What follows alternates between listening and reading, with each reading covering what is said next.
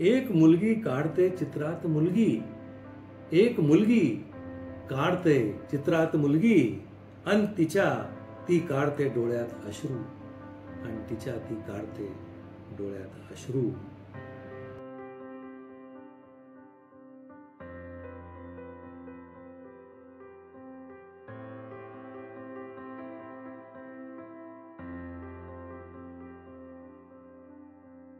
दीवाने खास की महफिल में आप सभी खास मेहमानों का फिर एक बार खास इस्तकबाल, बहुत बहुत स्वागत. संदीप गुप्ते का प्यार भरा आदाब. मराठी गझल रसिकांना सप्रेम नमस्कार. सारखे साचून असते त्यात पाणी, खोल डोहासारखे असतात डोळे. तर मित्रांनो, आज आपण मराठी गझलकार अविनाश एलकर यांची उत्तम आणि सखोल मराठी शायरी या विषयावर बोलना आहोत. मराठी शायरी का एपिसोड होने की वजह से गुफ्तगू का सिलसिला जो है वो दोनों जबानों में कायम रखेंगे, यानी मराठी में भी और हिंदुस्तानी जबान में भी, ताकि हिंदी उर्दू वालों को भी मराठी गजल का हुस्न, उसकी ताकत और उसकी खूबसूरती का पता चल सके. तो सबसे पहले शायर के बारे में मुख्तसर मालूमात और उसके बाद उनके कुछ चुनिंदा बेहतरीन अशार. अविनाश एलकर, इनका ताल्लुक महाराष्ट्र के अकोला शहर से है और उनकी मौजूदा रिहाइश अमरावती महाराष्ट्र की है. 1987 की उनकी पैदाइश है. इतनी कम उम्र में कई सारे पुख्ता अशार कहना यह अपने आप में एक बहुत बड़ी बात है. अविनाश अक्सर कई कवि सम्मेलनों और मुशायरों में बुलाए जाते हैं और वहाँ शिरकत करते रहते हैं. उनका शेर पढ़ने का जो अंदाज है मुशायरों में, वो भी कमाल का होता है. मेरी नज़र में अविनाश एलकर की मराठी गज़ल की शायरी की सबसे बड़ी खासियत है उनके पुख्ता और गहरे अशार. तर मित्रांनो, नजर टाकूया अविनाश एलकर यांच्या मराठी गझलेंचे काही निवडक शेरांवर. एपिसोडच्या सुरुवातीला एका गझलचे हे दोन शेर बघा. काठावरल्या वाऱ्याची लय गझल म्हणू का, काठावरल्या वाऱ्याची लय गझल म्हणू का, पाण्यावर थेंबाची थै थै, पाण्यावर थेंबाची थै थै गझल म्हणू का. ओठावर जो आजवर कधी आला नाही, ओठांवर जो आजवर कधी आला नाही, मनात गुदमरलेला आशय, मनात गुदमरलेला आशय गझल म्हणू का. आणि हा एक उत्तम शेर बघा आता.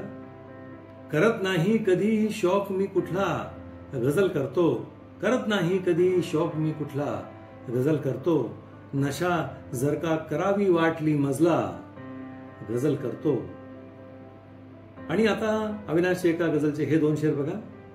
जगाला लाट केवळ काढल्या चित्रात दिसते, जगाला लाट केवळ काढल्या चित्रात दिसते, परंतु पाहिजे आहे मला ती त्यात दिसते, परंतु पाहिजे आहे मला ती त्यात दिसते. आणि हा शेर बघा. जळाया लागते सोबत दिव्याच्या तेलही पण, जळाया लागते सोबत दिव्याच्या तेलही पण, तुला तर बस दिवा दिसतो दिव्याची वात दिसते. किती एक सखोल आशा या शेरमध्ये आहे. तुला तर बस दिवा दिसतो दिव्याची वात दिसते. आणि आता एका गझलचे हे दोन शेर बघा अविनाशच्या. घाव फुलाने खोल मुळाशी केला वरवर नाही, घाव फुलाने खोल मुळाशी केला वरवर नाही, हा जखमेचा दरवळ आहे कुठले अत्तर नाही, हा जखमेचा दरवळ आहे कुठले अत्तर नाही. आणि हा शेर. तिचा पुन्हा फिरवून चेहरा कधी पाहिला नाही, तिचा पुन्हा फिरवून चेहरा कधी पाहिला नाही, माझे असेच आहे हो तर हो नाही तर नाही. आणि आता एक लाजवाब शेर बघा अविनाश एलकरांच्या.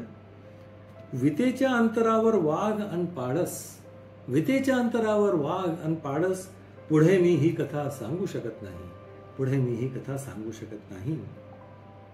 आणि हा एक उत्तम शेर बघा.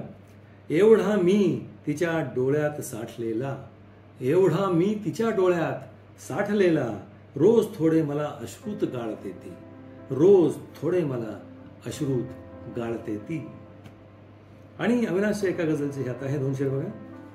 हळूहळू इथलेही पक्षी दूर लागले जाऊ, हळूहळू इथलेही पक्षी दूर लागले जाऊ, बहुधा हिरवळ गिळू लागली वाळू थोडी थोडी. बहुधा हिरवळ गिळू लागली वाळू थोडी थोडी. आणि हा शेर, या काठावर तिची आठवण दूर पसरली आहे. या काठावर तिची आठवण दूर पसरली आहे. मला करू द्या गोळा इथली वाळू थोडी थोडी. आणि आता एक नाजूक शेर बघा अविनाशच्या गझलच्या. बंद केल्या पापण्या ह्या पाहण्यासाठी तिला मी. बंद केल्या पापण्या ह्या पाहण्यासाठी तिला मी. तेवढ्या पुरता मनाने मी तिच्या जवळून गेलो. तेवढा पुरता मनाने मी तिच्या जवळून गेलो. आणि आता अविनाशच्या गझलचे एका गझलचे हे 2-3 शेर बघा. पुन्हा खेळणे माझे बनणे नाही आता. पुन्हा खेळणे माझे बनणे नाही आता. या तुकड्याचे तुकडे जुळणे नाही आता. आणि हा शेर बघा. 2 पाखरे बसायची ज्या फांदीवरती. 2 पाखरे बसायची ज्या फांदीवरती. एकाचेही तेथे बसणे नाही आता. एकाचेही तेथे बसणे नाही आता. आणि आता हा एक शेर, सुंदर शेर बघा याच गझलच्या. याच्यातली इमेजरी पण कमालीची आहे. पिंपळ सुचला मग बुद्धाची मूर्ती सुचली. पिंपळ सुचला मग बुद्धाची मूर्ती सुचली. याहून सुंदर काही सुचणे नाही आता. याहून सुंदर काही सुचणे नाही आता.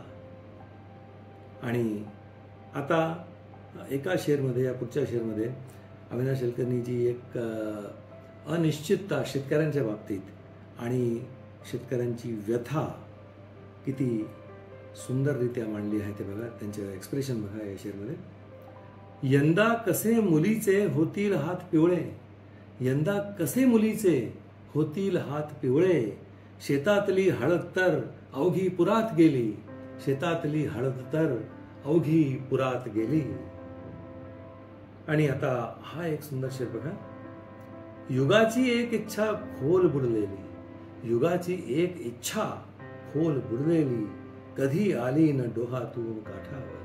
कधी आली न डोहातून काठावर.